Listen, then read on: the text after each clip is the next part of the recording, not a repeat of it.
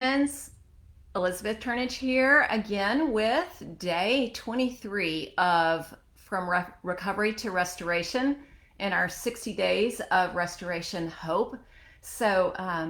Today we're going to talk about something that happens sometimes when we've had multiple crises and things have gone wrong.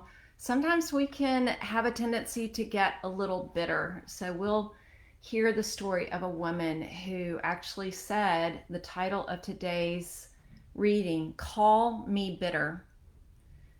Call me Mara, for the Almighty has made life very bitter for me. Ruth 1:20. First, a famine sent her small family into exile in a foreign land. Then her husband died. Then her two sons married unbelieving women. Then her two sons died. Naomi knew something about profound loss, and she wasn't so sure that recovery was possible. In her bottomless grief, Naomi turned sour. When she and her daughter-in-law returned to Bethlehem, her appearance was so darkened by disaster that the women of the town asked, "Is it really Naomi?" Ruth 1:19. The Hebrew makes a play on words. Naomi's name means pleasant. We can imagine the women gesturing toward Naomi, asking, "Is this pleasant?" Indeed, Naomi was the antithesis of pleasant at this moment, and she wasn't shy about saying so. "Do not call me Naomi, call me Mara, for the Almighty has dealt very bitterly with me. I went away full, and the Lord has brought me back empty. Why call me Naomi, when the Lord has testified against me, and the Almighty has brought calamity upon me?" Ruth 1:20 and 21. Mara means bitter. Naomi says flatly, "Call me bitter." Naomi's bitterness was caused by temporary faith amnesia.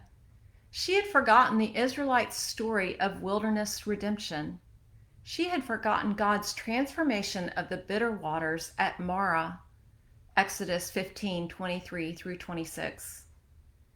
Naomi's bitterness was also caused by temporary hope amnesia. She had forgotten to look for redemption in the midst of loss. Bitterness can lead to blindness, causing us to miss God's provision in our painful circumstances. The good news of the gospel is that the Lord does not condemn us for our gospel amnesia. The Lord never forgets to be faithful. The Lord never forgets to restore our hope. The Lord always remembers to love us. The Lord redeems and restores even when we are at our worst. Naomi's hope was gradually awakened, first by Boaz's kindness to Ruth in the field, Ruth 2:20, and then by the blessing of a grandchild, Ruth 4:13. By the end of the story, the same women who couldn't reconcile Naomi's appearance with the name Pleasant were celebrating the reason for her renewed hope. Praise the Lord, who has now provided a Redeemer for you and your family. May He restore your youth and care for you in your old age. Ruth 4:14 and 15.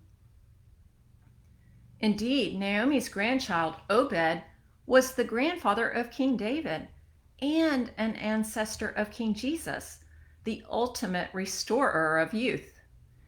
Dear friends, when the darkness closes in and your heart turns sour, look back, look up, look around. The Lord has redeemed and will redeem again. Never make the mistake of thinking the story is over until it's over. You'll know when it's over because final restoration will be so very sweet. Prayer. Lord Almighty, you give and you take away. Forgive our amnesia. Forgive us for forgetting the mighty works you've done in the past. Forgive our stubbornness, our refusal to look for your provision in the present. Soften and sweeten our hearts when they become bitter because of loss. In Jesus' redeeming name we pray. Amen.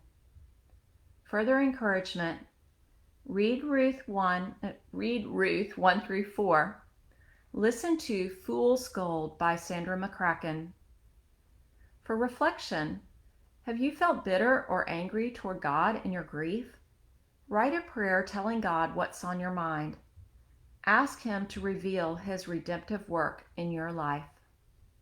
Thanks for joining me for day 23. Please check out the book, and remember that there is a playlist both on YouTube and Spotify of all of the songs that I mentioned, and there's some great songs. I love this one that I mentioned today. Maybe I'll put that on the page later, The Fool's Gold by Sandra McCracken. And um, she says, this is not okay. You will know when it's okay because it will be the end, and this is not okay. So this is not the end.